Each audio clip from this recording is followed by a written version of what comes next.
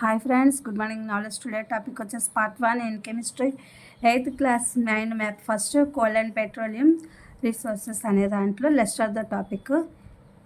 Exhibitable, inhabitable. Exhibitables fossil fuels, coal, coke, steel, coal tar, synthetic dyes, coal gas, industries. Petrol, transport machinery, diesel, transport machinery, kerosene, cooking, natural gas, LPG, cooking, CNG, transport.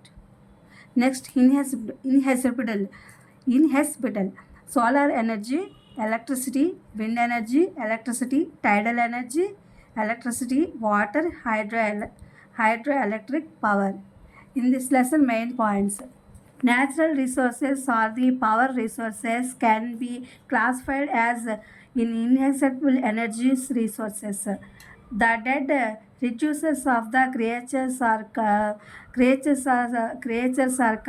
covered within the earth for thousands of years, and the high temperature can cause the fuels. Coal, petroleum, and natural gas, fossil fuels. Oil in the barrel of measured in the oil industries. Derivatives of coal as tar and coal gas coal. Petroleum is made for researchment of rearrangement of microorganisms called plankton. Petroleum gas, petrol, diesel, kerosene, paraffin, wax, and so. Useful substances preserved from the petroleum are called petrochemicals. Excess consumptions of fossil fuels can lead to many health problems. Include problems such as global warming with air pollution. The soil coal consists mainly carbon. Petroleum consists mainly of mixtures of hydrogen compounds.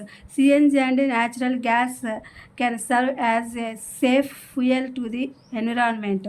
Coal gas is produced in the process of obtaining coke from the floral coal. 1 barrel is equal to 159 equal to liters. Natural resources are such as groundwater, petrol. ఇది friends today coal and పెట్రోలియంకి సంబంధించినటువంటి resources. ఇదేంటంటే resources అంటే మనకు లభించే వనరులు.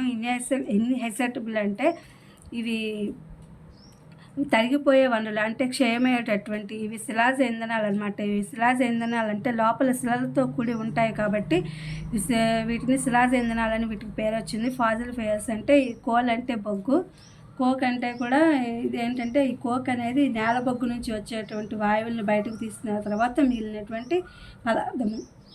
తర్వాత steel, తర్వాత కోల్తార. ఈ కోల్తార అనేది మనం రోడ్లు వాటిల్లో ఉపయోగిస్తూ ఉంటాం అనమాట. రోడ్ వేయడానికి తార అంటాం కదా, అలాంటి వాటిలో ఇంకా అనేకమైనటువంటి వాటిలో దీన్ని ఉపయోగిస్తూ ఉంటాము. అలాగే సింథటిక్ డైస్ అంటే ఇవన్నీ కూడా ఈ సింథటిక్ డైస్ అనేవి కృత్రిమ ద్రావణాలు తయారు చేయడానికి, అట్లాగే రంగుల వస్త్రాలు, అలా పెద్ద ప్లాస్టిక్లు అలాంటి వాటిని తయారు చేయడానికి వాడతారనమాట. కోల్ గ్యాస్ అనేది ఇండస్ట్రీస్ కోసం వీటిని ఉపయోగిస్తూ ఉంటారు. పెట్రోలు ట్రాన్స్పోర్ట్ కోసం, డీజిల్ ట్రాన్స్పోర్ట్ కోసం, కిరోసిన్ అనేది కుకింగ్ కోసం వాడతాము. న్యాచురల్ గ్యాస్ వచ్చేసి ఎల్పిజి, ఇది మామూలుగా మనం వంట చేసుకునేందుకు వాడతాము. Liquid petroleum gases. సిఎన్జి అనేది ఇది ట్రాన్స్పోర్ట్ కోసం వాడుతూ ఉంటాం అన్నమాట. ఇది ఈ ఎగ్జాక్టబుల్స్ రీసోర్సెస్. ఇన్ఎగ్జాక్టబుల్స్ వచ్చేసరికి solar energy, electricity, wind energy, electricity, టైడల్ energy అంటే అలలతో కూడినటువంటి energy, electricity, water, hydro electric power అనేసరికి ఇది నీటి, హైడ్రోజన్, విద్యుత్ శక్తి అని చెప్పచ్చు అనమాట. నెక్స్ట్ వచ్చేసి చూద్దాము ఇందులో మెయిన్ పాయింట్స్ ఏమున్నాయో. సహజ వనరులు అనేవి తరిగిపోయేవి అనమాట. తరిగిపోయే శక్తి ఉన్న వాటిని సహజ వనరులు అంటారు. తరగనటువంటి వాటిని వనరులు 2 వనరులుగా తరిగిపోయేవి, తరిగిపోనివి అనేటువంటి 2 వనరులుగా వర్గీకరించడం జరిగింది.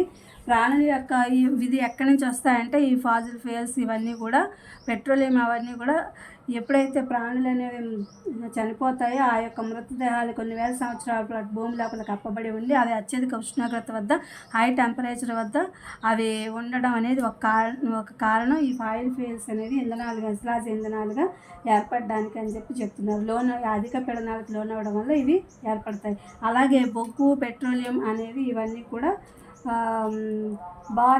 పెట్రోలియం అనేవి సహజ వాయువులు అని చెప్పి ఫాసిల్ ఫ్యూయల్స్ అని చెప్తున్నారు. అలాగే ఆయిల్ని మనము చమురు పరిశ్రమల్లో ఆయిల్ని మనము బారెల్లో కొలుస్తామన్నమాట. బారెల్స్లో వీటి యొక్క ఘన పరిమాణాన్ని తీసుకుంటూ ఉంటాము అని చెప్తున్నారు ఇండస్ట్రీస్లో. అలాగే ప్లాంక్టన్ అనే ఒక సూక్ష్మజీవి నుంచి ఈ యొక్క పెట్రోలియం అనేది ఉత్పత్తి అవుతుంది. ఈ పెట్రోలియం అనేది తయారవుతుంది అన్నమాట ఆ యొక్క అవశేషాల నుంచి.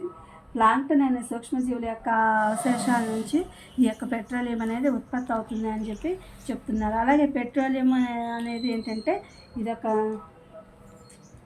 Petroleum gas, petroleum diesel, kerosene, paraffin, wax ఇవన్నీ కూడా ఈ పెట్రోలియం నుంచి కందెనలు ఇవన్నీ కూడా వస్తూ ఉంటాయి. అలాగే శిలాజ ఇంధనాలు అతి వినియోగం చేయడం వల్ల ఇది కాలుష్యం అవి కూడా ఎక్కువైపోయి అతి కాలుష్యం ఎక్కువ అవడం వల్ల భూతాపము, గ్రీన్ హౌస్ సమస్యలు అనేకమైనవి ఆరోగ్య సమస్యలకు దారితీస్తుంది ఈ పొల్యూషన్ అని చెప్తున్నారు. పెట్రోలియం ప్రధానంగా హైడ్రోకార్బన్ సమ్మేళనాల మిశ్రమంగా ఉంటుంది. సిఎన్జి మరియు ఇవన్నీ కూడా నేలబొగ్గు ఎక్కువగా ఉంటుంది. పెట్రోలియం ప్రధానంగా హైడ్రోకార్బన్ సమ్మేళనాలతో ఉంటుంది. నేలబొగ్గు ప్రధానంగా కార్బన్ కలిగి ఉంటుంది. అలాగే సిఎన్జి అనేది మనకి హాని కలిగించినటువంటి ఎన్విరాన్మెంట్కి హాని లేకుండా సేఫ్ అయినటువంటి ఇది ఫ్యూయల్ అనమాట.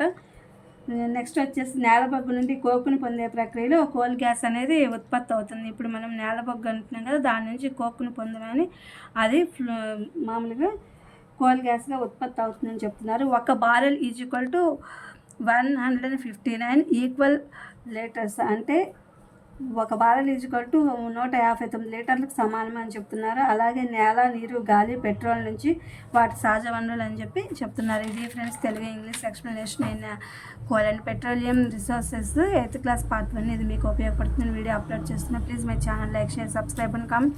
Thank you for watching. Thank you for your support.